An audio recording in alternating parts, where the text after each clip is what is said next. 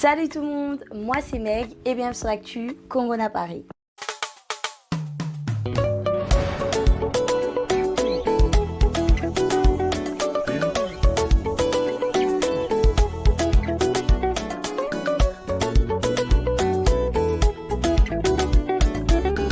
Comme chaque lundi, on se retrouve pour l'actu CNP et comme d'habitude, je vais commencer par la politique. Tout d'abord, commençons par les élections présidentielles du Congo-Brazzaville.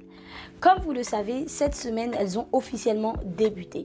Et pour l'instant, il y a deux candidats qui ont fait parler d'eux. Tout d'abord, il y a Denis Sassou qui a commencé sa campagne présidentielle dans la ville de Pointe-Noire. Il prône pour le moment la paix et surtout le rétablissement de l'économie du pays.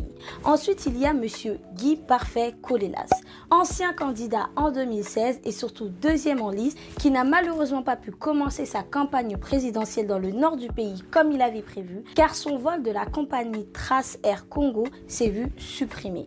Pour l'instant, il n'y a pas d'explication possible, mais selon son équipe et lui, c'est un coup monté. La seule chose que nous souhaitons encore une fois, c'est que ces élections présidentielles se passent dans la paix. Du côté de la RDC, en plus du fait que le gouvernement soit en pleine reconstruction suite au récent changement du Premier ministre, ce qui a énormément fait parler cette semaine, c'est le vaccin du Covid-19. Après avoir reçu 1,6 million de doses de vaccins, de nombreuses spéculations ont surgi dans le pays. Pour faire court, la plupart des personnes pensaient que les vaccins étaient principalement dédiés aux enfants dans les écoles et dans les lycées, alors que non.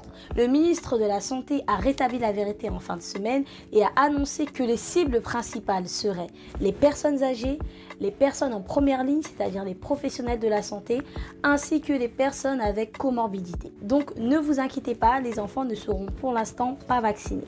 Parlons maintenant de ce qui a eu lieu dans la communauté congolaise cette semaine.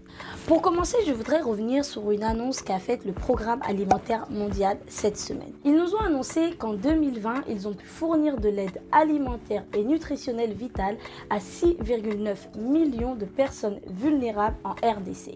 Malgré la pandémie, la guerre et tout ce qui peut arriver au Congo RDC.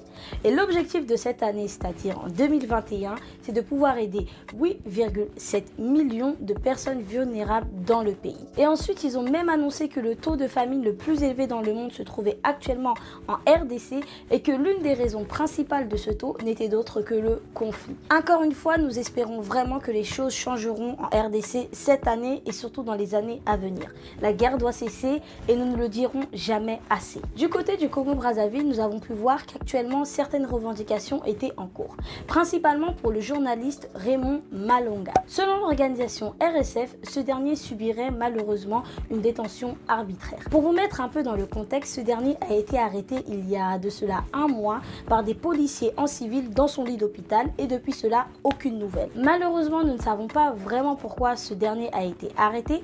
Voilà pourquoi des revendications sont actuellement faites, mais nous espérons que son statut en tant que journaliste dans un journal satirique ne soit pas réellement la cause de cette arrestation. Ensuite, je voudrais revenir sur le projet anti-déforestation qui a été mis en place en mars 2020 en RDC.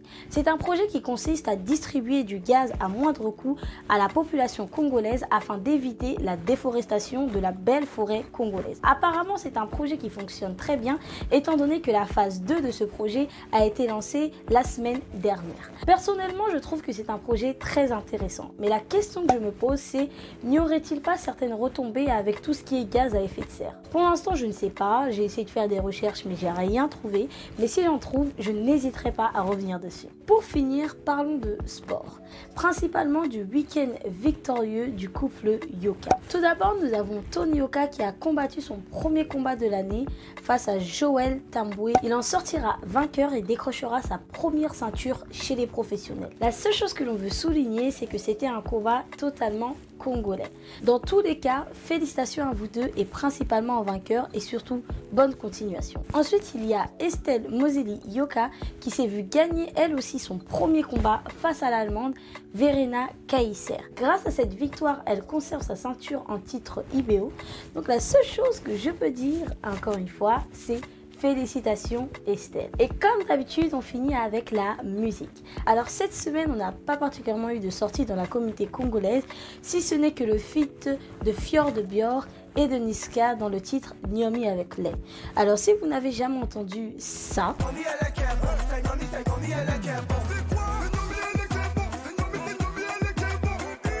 bah vous savez quoi? Allez écouter cette musique. Ensuite, nous avons malheureusement appris le décès de Joseph Kiambukuta Londa ce dimanche 7 mars à l'hôpital Galima. Malheureusement, il combattait depuis ces dernières années contre la maladie et s'est finalement éteint à l'âge de 72 ans. Ce fut un très grand chanteur et compositeur de la communauté congolaise et si vous ne le connaissez pas, vous connaissez sûrement son plus gros succès intitulé Babi.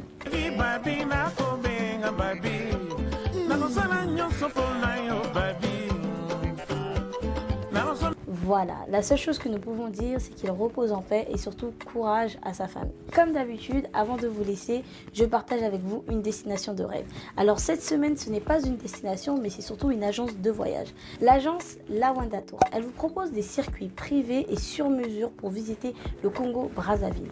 Donc si vous voulez voyager en toute sécurité, redécouvrir ou tout simplement découvrir la terre de vos ancêtres comme vous ne l'avez jamais vue, n'hésitez surtout pas à contacter cette agence. Voilà, ce sera tout pour moi. J'espère que je vous aurai informé. Bonne semaine et surtout bonne fête à toutes les merveilleuses femmes du monde. Et à la semaine prochaine.